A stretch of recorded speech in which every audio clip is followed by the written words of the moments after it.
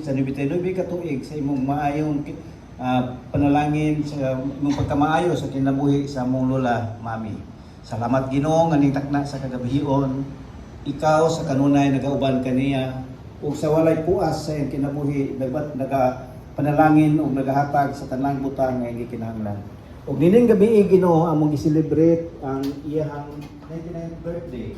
Uban sa among mga kaigsunan ug mga kagalaan.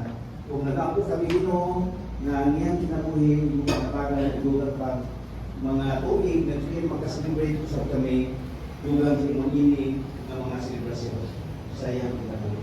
Kukuha din pagkaon sa mga tuwangan, ang imong grasya, ang imong panalangin, ibubo, din imong pagkaon ng pagkausaan karon na kini makakakalikod sa tanan ng kaon ini. Kung kamong usab itong mga katawhan mga kigsunan mo lagi kaon karon Ginoo ikaw sa pagkakbo sa ilang gikinahanglan.